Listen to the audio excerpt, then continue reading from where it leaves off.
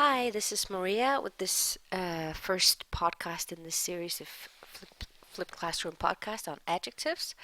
Um, in this podcast, I'll go through the definition of an adjective, attributive and predicative functions of adjectives. We'll look at a lot of text examples and also descriptive and classifying adjectives. What's the difference here? And then I'll introduce the assignment 110 to 12a, which you'll work on in class. Okay, so an adjective is a descriptive word that says something about a noun. It could also be a pronoun, but it's typically a noun.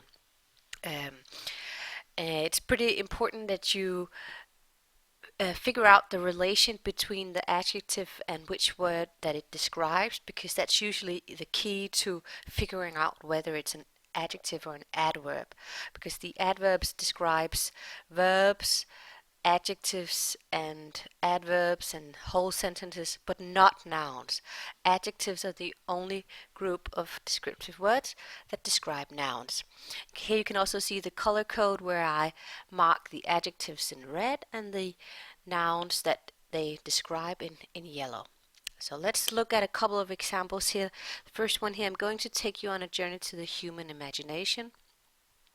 The adjective here is human, and the word that it says something about is imagination, which is a noun. Next one here, back to a time when the values, ideas, and dreams of the modern world were born.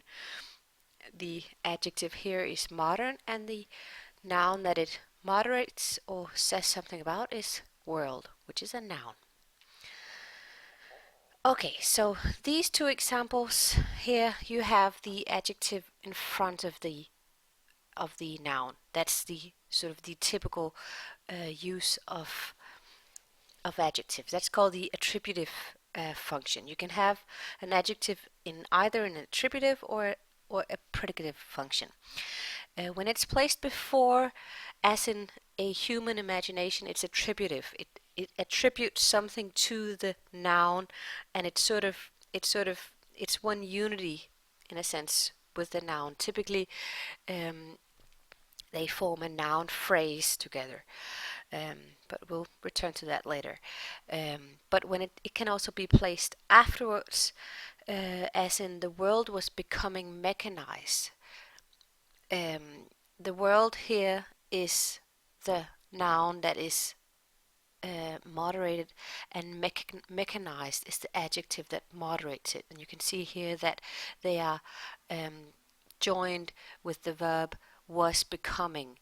And this verb typically signifies that the noun will be sort of connected to a subject complement, subject predicate in Danish, and that's also the case here, where world, where mechanized is the subject complement of world. But that's an example. It's not very often, but that tricks some students because you're used to sort of this attributive function. Yeah. Okay. More text examples. Number 3. Industry and commerce were becoming the driving forces of existence. Here, driving is the adjective and forces is the noun that is moderated. Artists all over the world were inspired by these times of dramatic change. Dramatic here is the adjective, and change is the noun that is moderated. Last one. In Britain, a group of poets and novelists pioneered an alternative way of living and looking at the world. An alternative way, away is a noun. Alternative is the adjective here that moderates it. Number 6, the enduring power of their writing haunts us to this day and inspires us still with visions of nature. Enduring moderates power, which is the noun here. This is a story of man's escape from the shackles of commerce and industry to the freedom of nature at a time when the world was becoming increasingly mechanized. We looked at this one before. World is the noun that is moderated, and mechanized is the adjective. Um, what tricks some students here is increasingly. Increasingly here is something that says something about mechanize. So therefore it cannot be an adjective because mechanized is an adjective. It can only be an adverb. You can also spot these adjectives in that they often have the ly ending. Um, okay, last one here, number 8. In the 18th century, Britain was being devoured by the voracious demands of urbanization. Voracious is the adjective, and demands is the noun that is moderated. Descriptive and classifying adjectives, bullet point 4. Two groups of two categories of adjectives where you, again, the first one, the descriptive one, is the most common one, and I just want to sort of open up the field a little bit, introducing the classifying here as well. It's not that common, but important to sort of to separate from the descriptive one. So the descriptive adjectives, they describe the noun, right? But the classifying adjectives, they sort of form a unity with the noun. So they classify the noun, they sort of categorize the noun in that it becomes one coherent unity. You can't sort of just take out electric, then it'll be a completely different thing. It'll be another type of guitar. Also, you can't inflect it in degree. You can't say a very electric guitar because it's static. You can only have it in in sort of the simple degree. Let's look at a couple of more examples here. Nuclear power, classifying adjective. Central heating, classifying. Wooden house, classifying. You see all these three examples are written in one word in Danish: atomkraft, centralvarme, træhus. Similar to what we went through when we looked at the genitive, we looked at a doll's house, et dukkehus, a bird's nest, en fuglerede, etc. So a lot of these structures are formed in two words in English and one word in Danish. And here you have construction with uh, adjectives. When we looked at the genitive, it was nouns.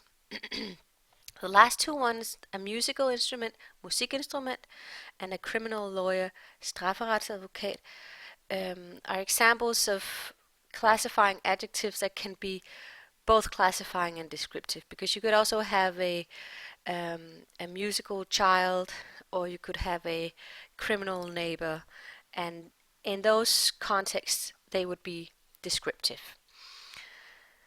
Good. Last one here, introducing the assignment on page 28 in the grammar workbook. In this assignment you have to find the adjectives and you have to figure out whether they're classifying or descriptive. Okay.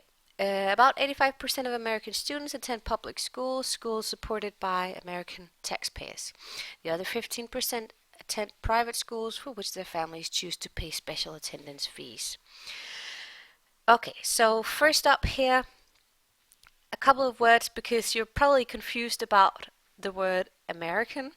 American is a word that can be used both as an adjective and as a noun. An American. I am an American. That is a noun. You have the article there, that's a noun. But both, whether it's used as a noun or as an adjective, you still have the capital letter. Here it's used as an adjective because it moderates students, American students. So American is the first adjective here. I've listed them here. American students attend public schools supported by American taxpayers, and then you have private schools, and then you have special attendance fees. Here you have sort of what in Danish would be a compound word written in one word. Attendance fees. Yeah, gebyr, eller noget i den retning. And special is the descriptive adjective here. Now the question is here, which one of these are classifying and which are descriptive?